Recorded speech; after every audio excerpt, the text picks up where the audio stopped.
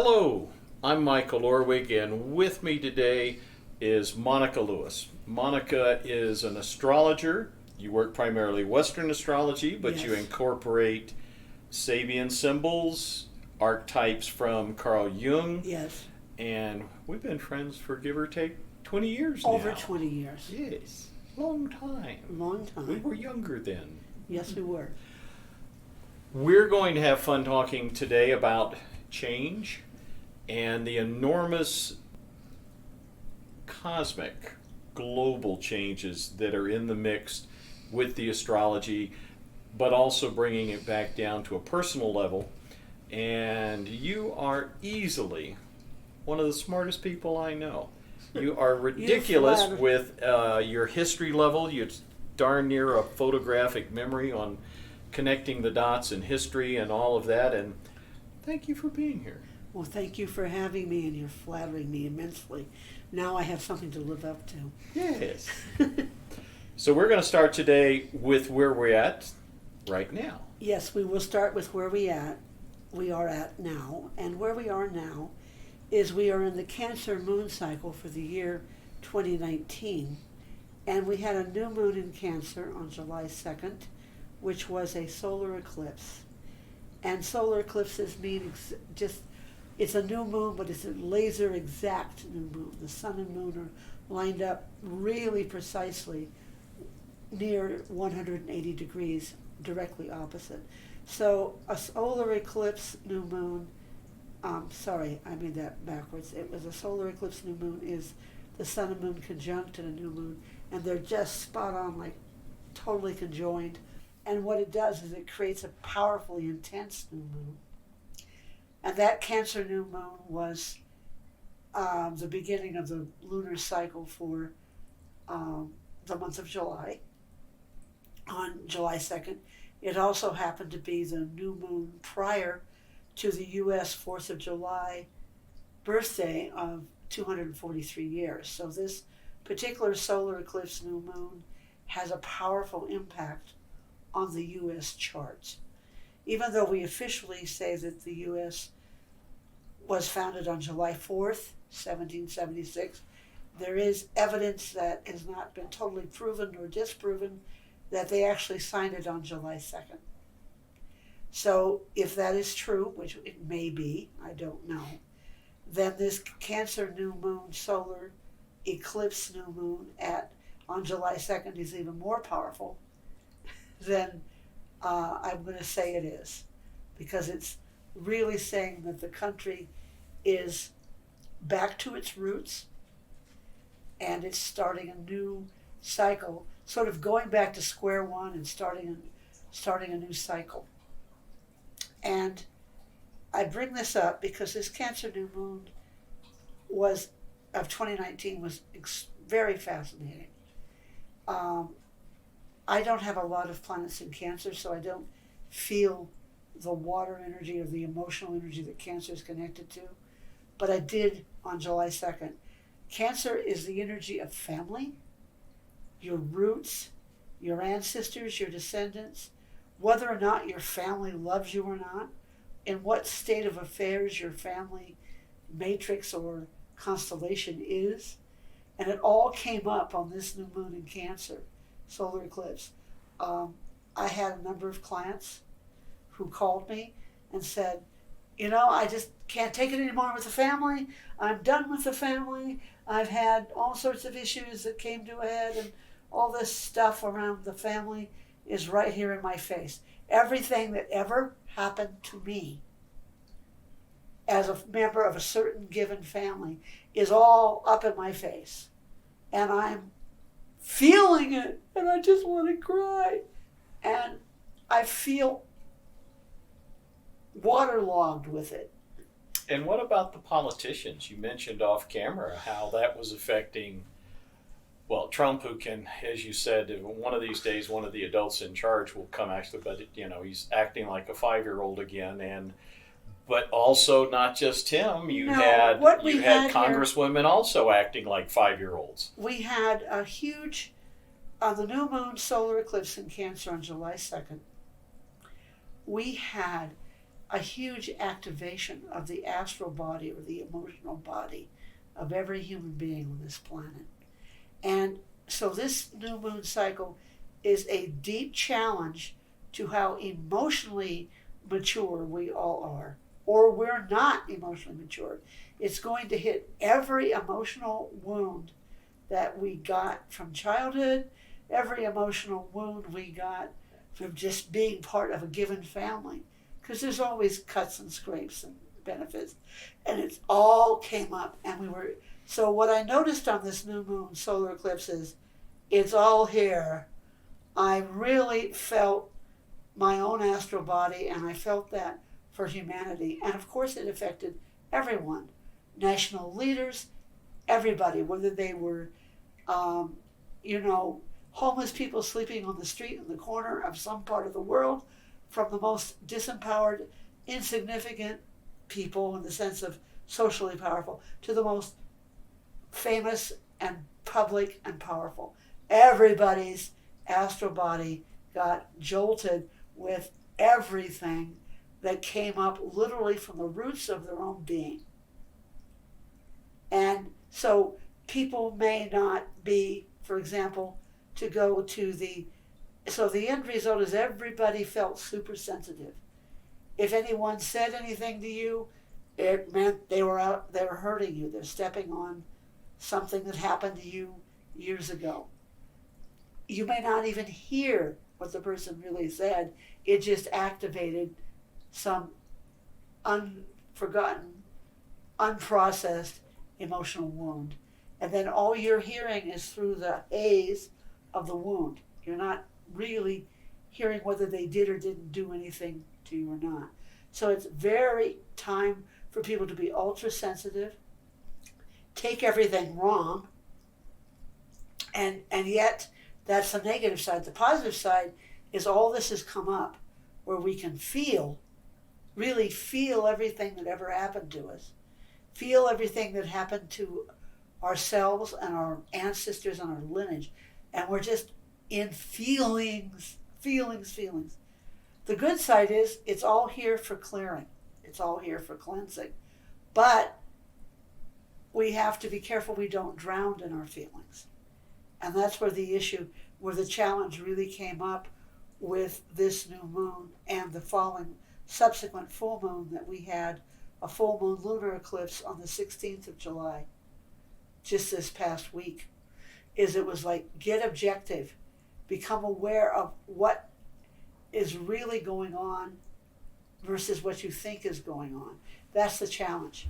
No one here is going to be doing anything with their mind. We also have at the same time Mercury turned retrograde on July 7th, just after the new moon, and Mercury won't turn direct until August 2nd, around there. But we're still dealing with a tremendous sense of everybody's remembering, and they're remembering it from the level of their emotions and how it made them feel. And the ability to think in a clear, objective manner as an adult will really be challenged. So we're going to see, to sum this up, in this Cancer moon cycle, which goes from July 2nd to the next new moon in Leo, July 31st, 2019, we're going to see a tremendous challenge to emotional maturity by every human being. And it's really powerful because every human being is going to find out exactly how emotionally mature they are or are not. Well, we know Washington does not exactly qualify as being called emotionally mature, whether it's in the White House or we're seeing it in Congress in many areas. But within that, we have a huge cycle we're in right now of a Pluto-Saturn conjunction. Yeah. What I wanted to bring up to this is that in 6 months' time, on January 12, 2020, we have Saturn and Pluto conjuncting in Capricorn at 23 degrees Capricorn, Sabian symbol, which is 22 degrees, 47 minutes of Capricorn. And that's happening in 6 months. Now, the reason I'm talking about the lunar cycle right now is any solar or lunar eclipse lasts for 6 months. So the one that we've just had on July 2nd, the effect of that will last through January 2nd. The full moon lunar eclipse we had here on July 16th, the effect of that will last until January 16th because it's a 6-month period. Mm-hmm. So the important thing to know is that this particular lunar cycle of the moon in Cancer, new moon and full moon in Cancer, is setting up the prologue for what you mentioned, Michael, the Saturn-Pluto conjunction of January 12, 2020. This is the prologue. This is what's going to set the foundation. We are being tested all on our emotional maturity. And it's going to be hard because when you have everything that ever hurt you, that ever hurt any of your ancestors, and you can take this argument that you saw in Washington between the 4 congresswomen and the president, where they went back to their own personal experience with prejudice as children. That was, everything came up that they'd lived through as a child, everything that they'd had to go through because of who they were and their family and their lineage. We're going to be really challenged to look at that in an objective way. We have to honor the parts of ourselves that are wounded, but we also have to say, because Mercury is retrograde as well, maybe I didn't hear that person say or do what I thought they did because I was too busy with Mercury retrograde in Leo and Cancer, remembering my childhood, remembering my past. And so I'm not really seeing or hearing anything objectively. I'm seeing it through the lens of the emotions that have been brought up and my memory of those events and how it affected me, which it's a huge challenge. It's an absolute huge challenge. But but it's one we have to face because how emotionally mature humanity is or is not, and how much we've owned our emotional maturity or owned our lack of it. Either way, it doesn't matter. We just own where we are and work with it. That sets the foundation for how well we'll handle the Saturn conjunct Pluto in January of 2020, which only happens once every 35 years. So this is setting it up. And one of the things I've looked at in my study for myself, when Pluto crossed my ascendant back almost 20 years ago, it would cross it, go retrograde, cross back over. It's like being run over by a car, forwards, backwards. Yes. It was nuts. Anything and everything that could change in my life changed. Saturn represents structure, and I've talked about it before in my other videos. Virtually every structure in this society is outdated by as many as 50 to 100 years. The medical, education, on down the line, in my opinion, virtually none of them realistically support the high frequency children coming in. Saturn represents structure, Pluto represents change. It could be an implosion of major levels in all of these structures, and we play follow the money. We see the money want to keep oil and gas still in position. Why? Because they're the old white men with the money. Mm-hmm. But I see the same thing at the political level. Donald Trump, I was watching him the other day. My car was being fixed and they had CNN on, and they were talking about his tit with the congresswoman.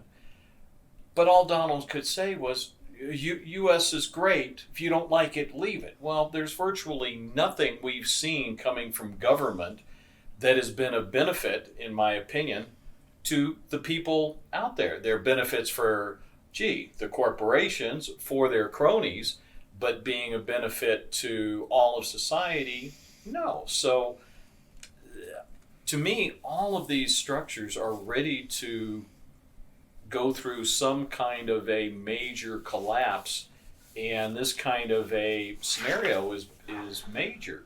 One of the things I was looking at was the last time Pluto and Saturn were together.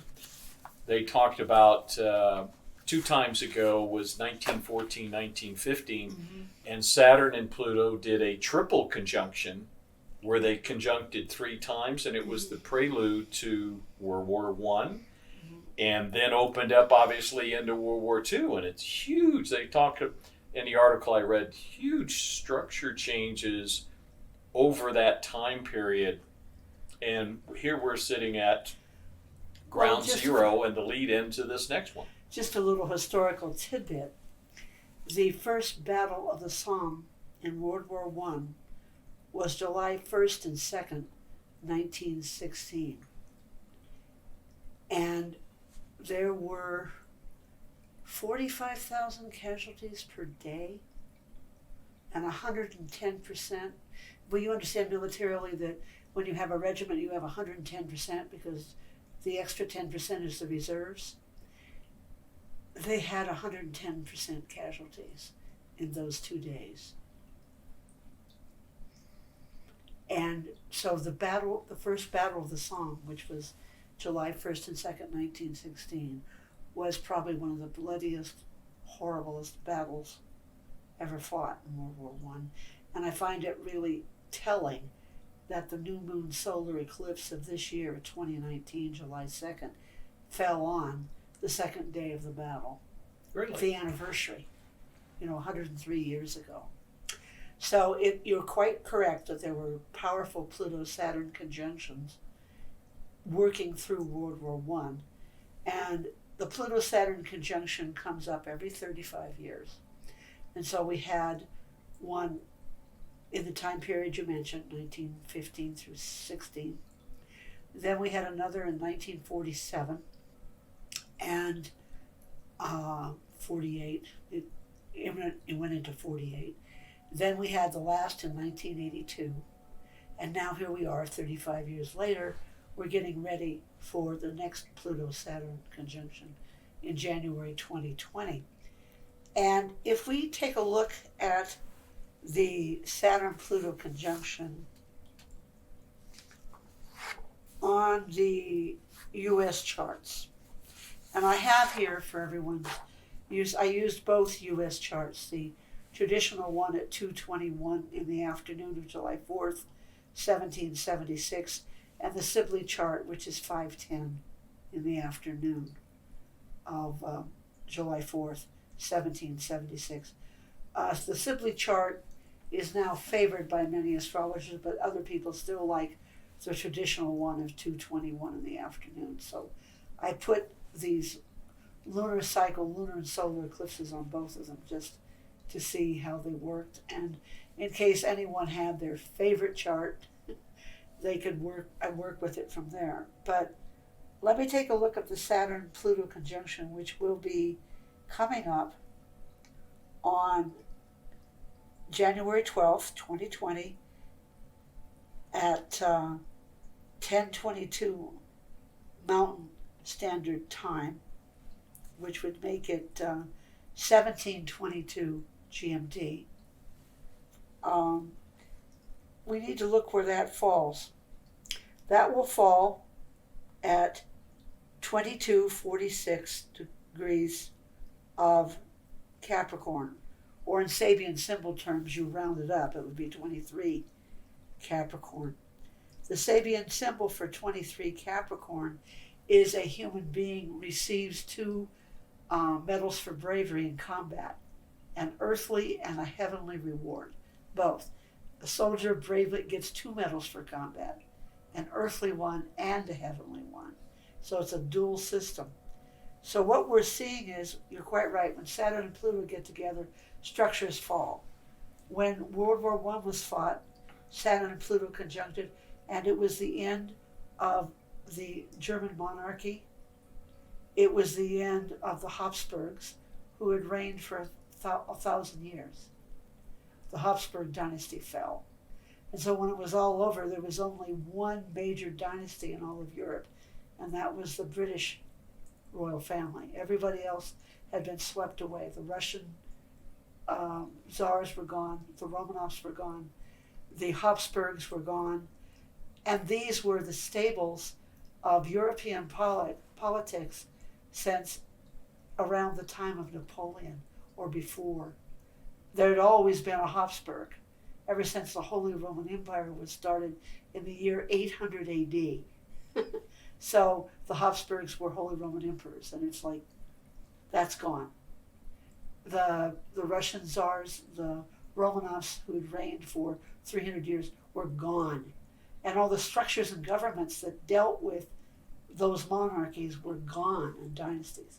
So that was the radical shift of the post-World War I, and the period of the Saturn-Pluto conjunction during World War I. World War II, you had it building all during World War II, but it didn't really culminate until you see the founding of Israel on May 13, 1948. That was another huge shift, Saturn-Pluto. There finally had been a homeland for the Jewish people. That came out of that. A lot of the power shift again. At the end of World War II, the United States emerged as a preeminent world power. Yeah, supplanting the British and Russian and all of that. Right, and so these are the kind of governmental structures you see.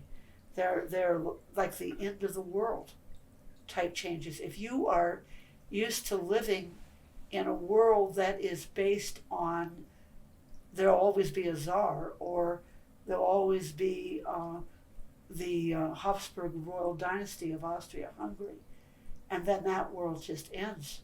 It was the end of the world for those people. A whole way of being ended. World War II was the same. Whole populations have been wiped out and forced to move, and borders were redrawn, and people's nationality and everything was just transformed. They didn't have a choice. It happened. We see that now with this coming Saturn-Pluto conjunction.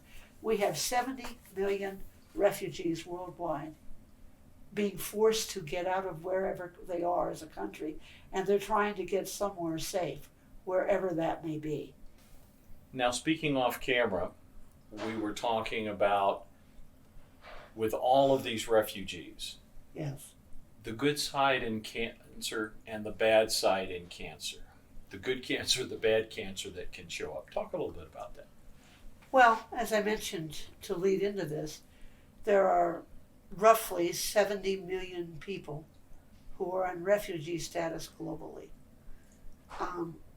They're running anywhere they can from a bad situation to hopefully a safe one. And Cancer as energy deals with home, family, safety, nurturance, mother and chicken soup, basically. But it's all about being safe and secure and protected. So on the good side of Cancer, it's, I'll take care of you, I'll nurture everybody, I'll make sure everybody has a place to sleep, they have food, we're loved and protected. And, just good family care, TLC. That is the best quality of Cancer, is this ability to nurture and to protect and to grow something. And you mentioned the old Coke movie. Right. Now, what was that movie? The Coke advertisement. The Coke commercial where I'd love to give the world a home and make it family. And they had like kids from all over the world and singing. Had a nice jingle. That is Cancer at its. That is Cancer at its highest. It wants to give a world a home, and it will say, in one way, Cancer at its highest. It'll take care of everybody. Open house. Come on over. I'll take care of you. And the dark side. And the dark side is, I have my family to protect and take care of. And things are getting really rough out there, and we have to survive. And if I'm going to take care of my family, I have to make sure there's enough for my family. But that means that I keep everybody else out. All I'm concerned with is my family and how to keep them safe. I don't want to have an open house. because the neighbors may come in and rob me blind and take everything out of my pantry. But that's back to the separation consciousness. Right. I've got mine. Gee, if you don't have yours, gee, too bad. Sorry about that. But it's not a. It's not even sorry about that. It's when it gets really bad. It's I've got mine, and if you start to have good, because that means more for me. Yeah, there's that, and we do have that. Now it could get really. The only thing that matters is what's good for me and mine, and nothing, and no one else matters. There is no compassionate concern for your fellow human being. It's just, to quote an old saying, every man for himself and the devil for them all. And that's what we see out of Washington today. I mean, it's just that whole mindset of isolation is, and we might as well roll back the clock 150 years or something to turn into the isolation. Let's broaden this a bit. The European Union is not warm and welcoming to the large number of Syrian refugees who fled the Syrian civil war. They're not open arms to the people who are coming across from North Africa either. Every country is closing its borders, becoming very Cancer in it. I'm in my shell and I've locked my doors. And I'm not letting those strange people that I can't relate to because they're got a different language, a different way of being, and they're just yucky foreign. They're just not my people. And isn't it, we talked about this earlier, isn't it about, we don't look at what are they bringing to the country. Right. We're only looking at, they're going to take these resources or this or that from us. Right. They're not looking at, like here in the U.S., the level of contributions, all of the melting pot of the different people that have been here are brought in. We kind of magically forget that part. That's happening worldwide. Worldwide. It's a global phenomenon. We can talk about the U.S. because the U.S. has made a claim about give me your tired, give me your huddled masses wanting to breathe free. I'll let everybody in. We're a nation of immigrants. But if you notice now, you're only a nation of immigrants if you've already been here 150 years. Magically how it works like that. Right, and the cutoff line. And this isn't new in the United States. Every time we have a major population surge of immigration, for whatever reason, we've always wanted to keep them out. We have that very real period of time when we want to keep them out. And then we assimilate them after we can't keep them out, and then suddenly they're the bedrock of America, and the next wave that hits the shore, very Cancer, because Cancer rules oceans and the ocean shelf, not the deep ocean, but the ocean shelf where you have waves hitting the shore. So after one wave is assimilated, over protest, quite honestly, then we suddenly make that bedrock, and then the next wave are the foreigners we've got to keep out. It's a very old pattern. So I want to broaden this out a bit. It has nothing to do with just right now. We do this every single time. In the 1840s, with the Irish potato famine, they didn't want the Irish in here. We had lots of land to give away. But they were Catholic, and my God, this is a Protestant country. That's going to destroy us. And that was a big issue with the Know-Nothing Party of the 19th century. And then, that got to be interesting. And then they didn't want the Germans here either because the Germans had those continental Sundays, which means they actually played and drank beer and had a picnic on Sunday. They didn't keep the proper Sabbath of reading the Bible and sitting on their porch. And all these things. So every time somebody shows up, when the Italians showed up, they were considered worse than African Americans in status. You could just go down the list through everybody. It doesn't matter who you were and when you came. I can guarantee when your first group of people arrived, of your background, arrived in this country, they did not get a warm welcome. So it occurs every time, and then we calm down and we assimilate. And that comes back to the full moon of July 16, which has Capricorn 25, which is about the structure of government, but the Sabian symbol is 25 Capricorn for that full moon. It's saying we have an opportunity here to have a high in power initiation in just how compassionate are we, or there are limits to our compassion. And we're really being tested. And to jump ahead quickly to the Saturn-Pluto conjunction of 2020, which is the prelude to the American Pluto return in 2023, it is, are we really going to live up to our ideals as an open country, a place of refuge for the whole world? Are we going to do that? Or are we going to shut down? So it comes to, and it's played out in our politics all the time. We're polarized now. I mean, we're calling people names on both sides that I've never heard before. You know, unpatriotic this and unpatriotic that. As you did, Michael, you lived through the Vietnam War.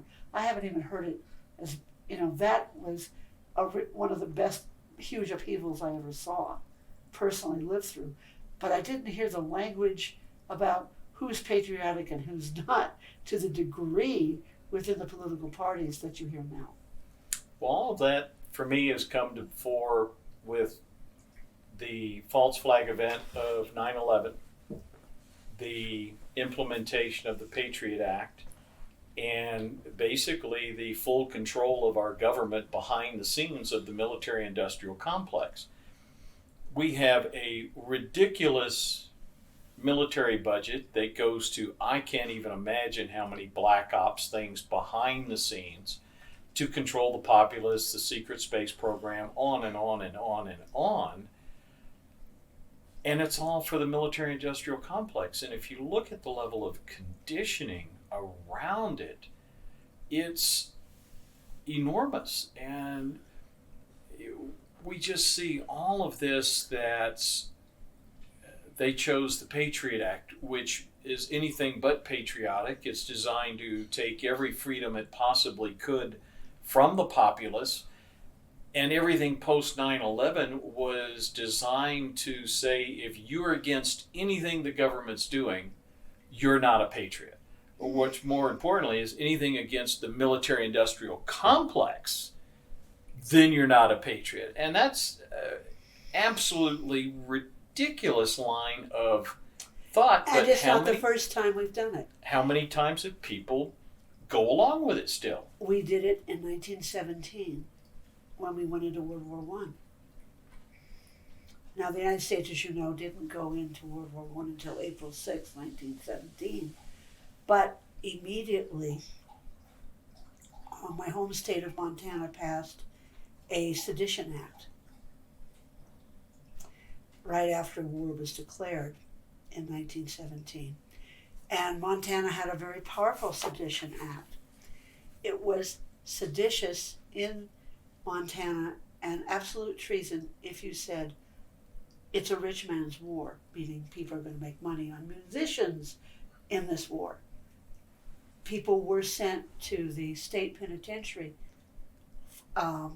for 20 years for saying in public, it's a rich man's war, and that's all they said.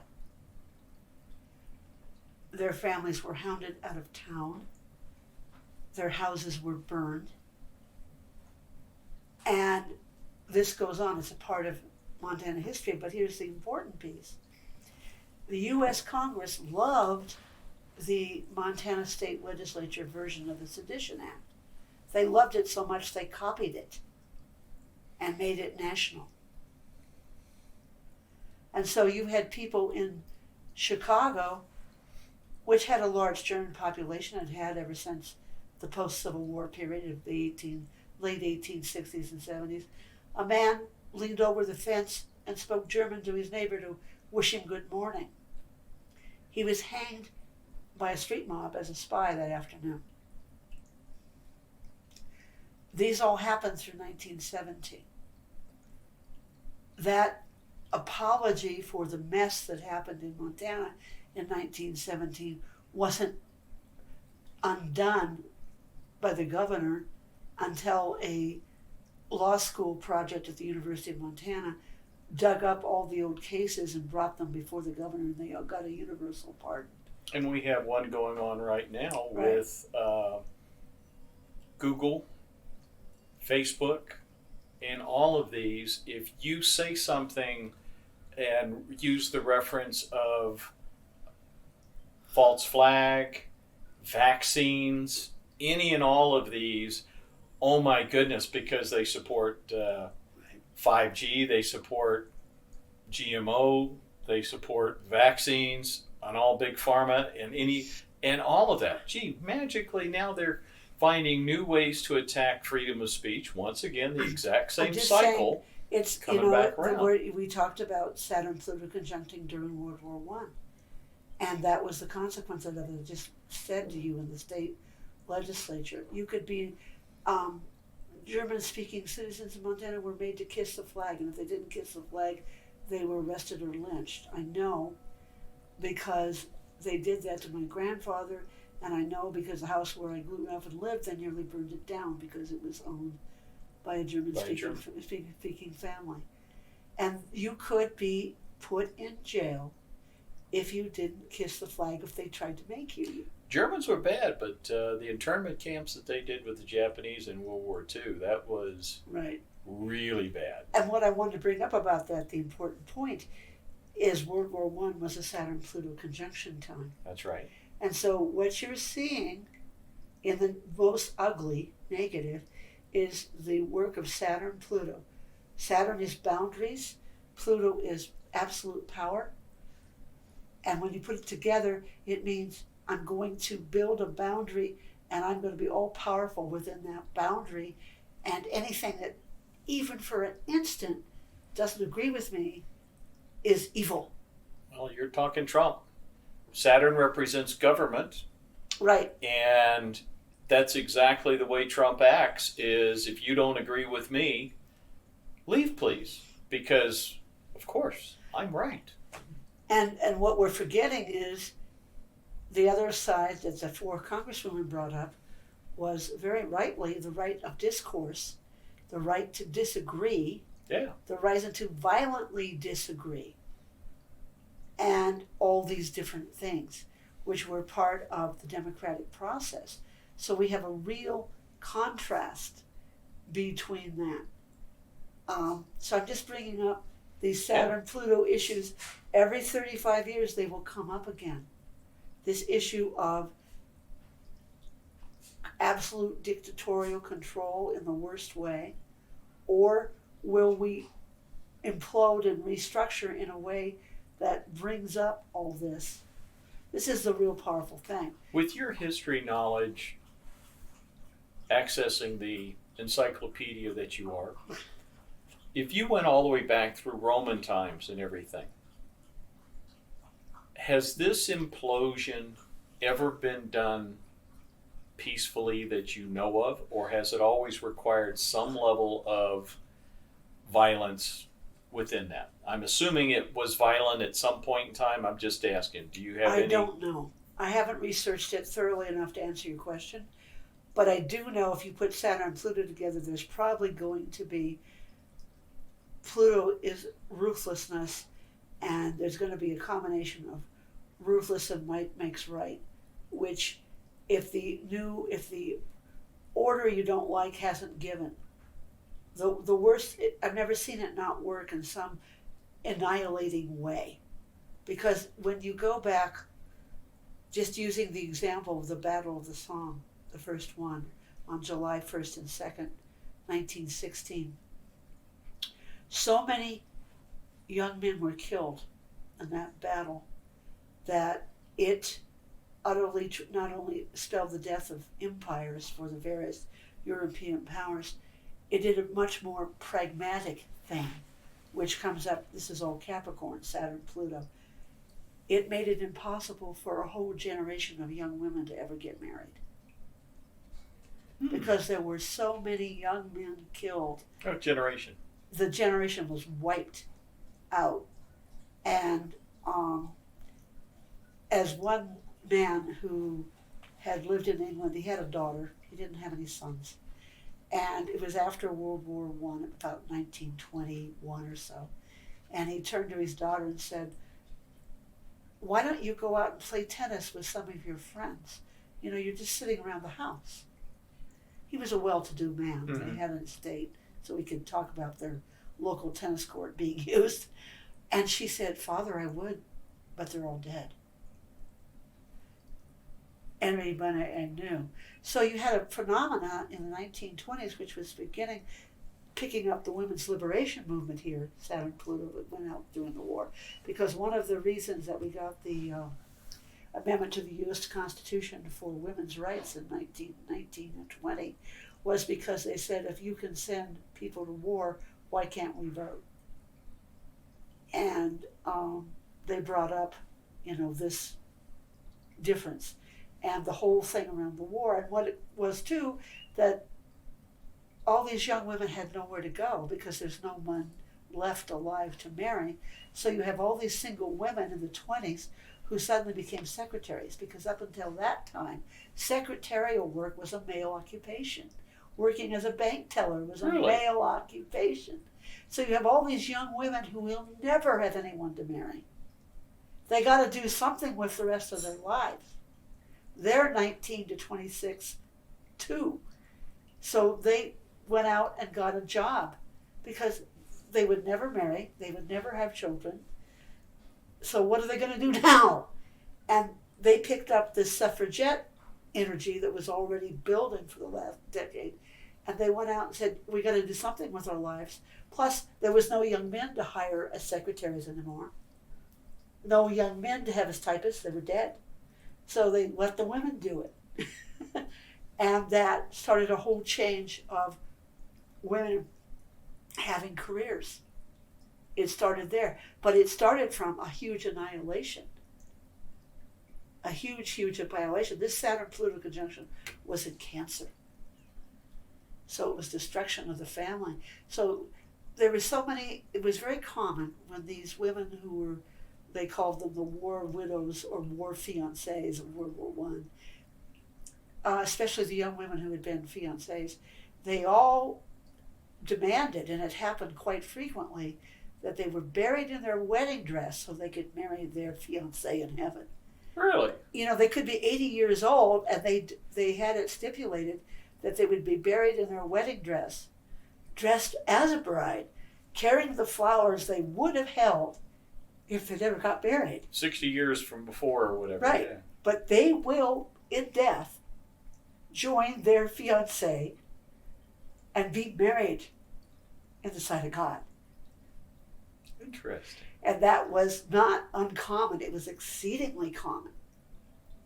And so when you have all this going on, and then you bring up World War II, which you have the next Pluto-Saturn conjunction in 1947, you have, all we've done is had an interlude called the 30s and the Great Depression, and we've had long enough to give birth to another generation who were born with the Pluto-Saturn conjunction of 1914, 16. That's when they were born. So by the time they hit World War II, what are they doing? They're acting it out.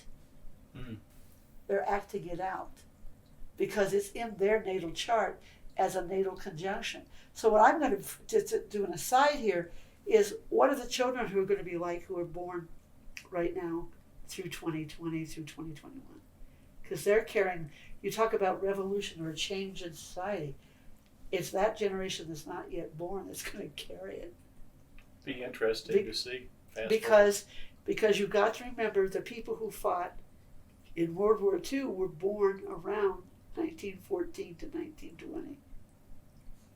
And they've got this Saturn-Pluto constellation in Cancer in their natal charts. And with that, we're going to take a break and we'll pick up.